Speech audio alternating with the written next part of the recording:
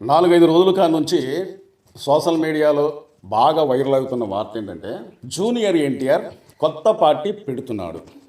అలాగే అల్లు అర్జున్ కూడా కొత్త పార్టీ అని పెడుతున్నాడు.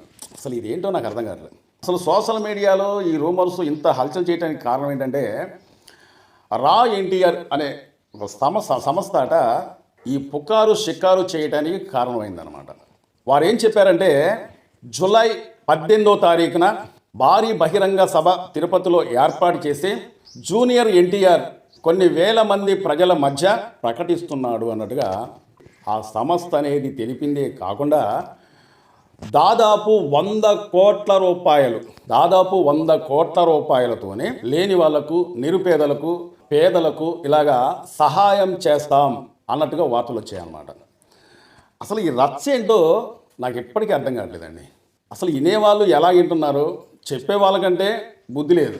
ఏ నాయకుడైనా ఒకవేళ అంటే ఎవరైనా సరే పార్టీ అనేది పెట్టుకోవచ్చు. అసలు ఎవరైనా సరే ప్రజాసేవ చేయాలన్నా, ప్రజల వద్దకు రావాలన్నా, ప్రజాసేవలో నిత్యం పాల్గొనాలన్నా ముందర అతనికి సంబంధించిన వాళ్ళు లీక్ చేస్తారు. అతనికి సంబంధించిన వాళ్ళంటే కుటుంబ సభ్యులు కావచ్చు, జూనియర్ ఎన్టీఆర్ గారి మన ఫ్యాన్స్ కావచ్చు. వాళ్ళు ఒకవేళ ప్రకటించిన తర్వాత ఆ ప్రకటన కరెక్ట్ కాదు, వీళ్ళు ఎందుకు ఇలా ప్రకటించారని చెప్పి జూనియర్ ఎన్టీఆర్ గారు ఒక ట్వీట్ ద్వారాగో లేకపోతే ఒక వీడియో ద్వారాగో దాన్ని ఖండిస్తే ఏదని అనుకోవచ్చు. అంటే ఖండించవచ్చు, లేకపోతే ఇది కరెక్ట్ అయితే నిజమే అని చెప్పేసి కూడా అతను ఒకవేళ మౌనంగా ఉండంటే ఇది నిజం అనుకోవచ్చు అనమాట.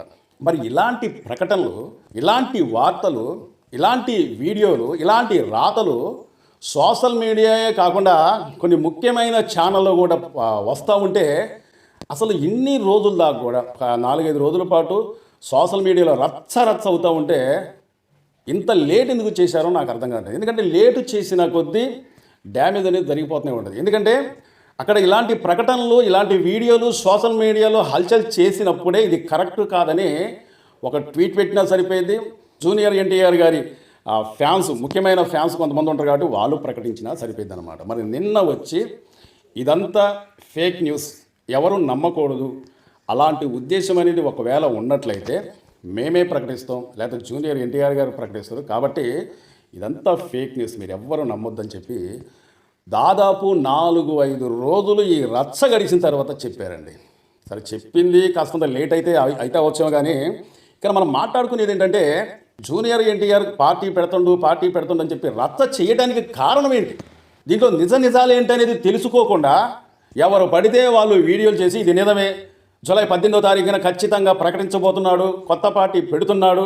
ఆంధ్రప్రదేశ్లో పవన్ కళ్యాణ్ గారు దాదాపు 2014 నుంచి, కొంతమంది ఇవన్నీ కూడా కలిపి చెప్పారు, 2014 నుంచి పవన్ కళ్యాణ్ గారు కష్టపడి మాటలు పడి, అతనే ఉత్తగే డిప్యూటీ సీఎం అవ్వలేదండి, ఎన్నో మాటలు పడ్డాడు, ఎన్నో బాధలు పడ్డాడు. అలాంటి వ్యక్తి కూడా కొన్ని పూటలు భోజనం చేయకుండా కూడా కాలుకు గుడ్డ కట్టుకొని మరీ తిరిగాడు. కాలుకు బొబ్బలు వచ్చేటట్టుగా ఎండలో తిరిగి ఒక్కో సమయంలో అతను పడ్డ మాటలు అసలు మన ఇంటానికే చాలా బాధేసిందన్నమాట.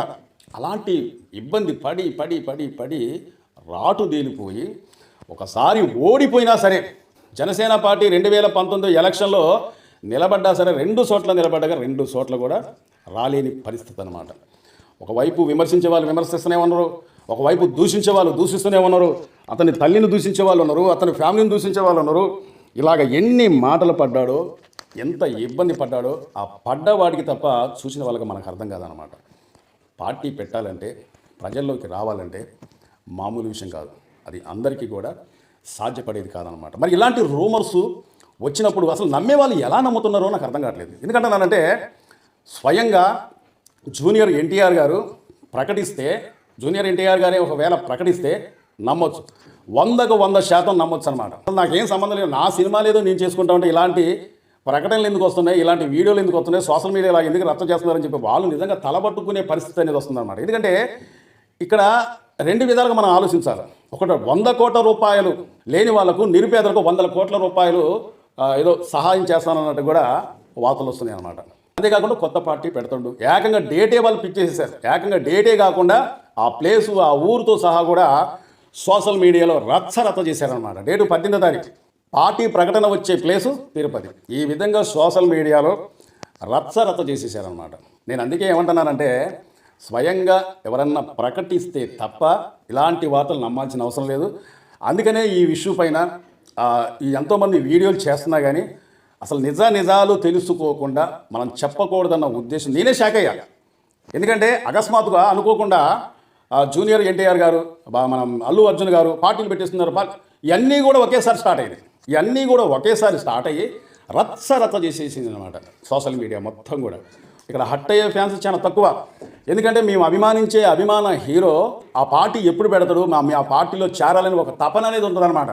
ఎప్పుడైతే ఇవన్నీ కూడా రూమర్స్, ఇవన్నీ నిజాలు కాదు అని చెప్పి తెలిసిన తర్వాత మళ్ళీ షాక్ అవుతారు, నిరుత్సాహపడతారు అనమాట. ఎందుకంటే కొంతమంది పార్టీ పెట్టాలి, ప్రజల్లో ఉండాలి, ఎప్పుడు జనాల్లో తిరుగుతూ ఉండాలి, మా అభిమాన హీరో ఒక పెద్ద నాయకుడు అవ్వాలని చెప్పి కొంతమందికి ఉంటుంది.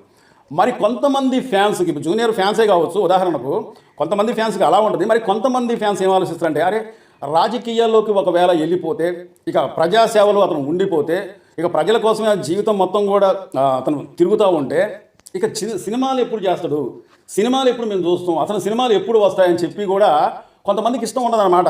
ఎందుకంటే మనం హీరోకు చూసాం, ఆ హీరోకి అతను ఇష్టపడ్డాం, ఆ హీరోకి అతను ప్రేమించాం, ఆ హీరోకి అతన్ని ఆరాధించాం, ఆ హీరోకి మనం భావించుకుంటూ ఉంటాం అనమాట. మరి అలాంటి వ్యక్తి సడన్గా అతను ఏదో నిర్ణయం తీసుకొని రాజకీయాల్లోకి వెళ్ళిపోయాడు, రాజకీయాల్లోకి వెళ్ళిపోయి ఇక సినిమాలు చేయడా ఏంటి అని చెప్పి కూడా ఆలోచించి కొంతమంది ఫ్యాన్స్ నిరుత్సాహపడే అవకాశాలు అనేది ఎక్కువ కనిపిస్తుంది. ఇప్పుడు తమిళనాడు వేరు.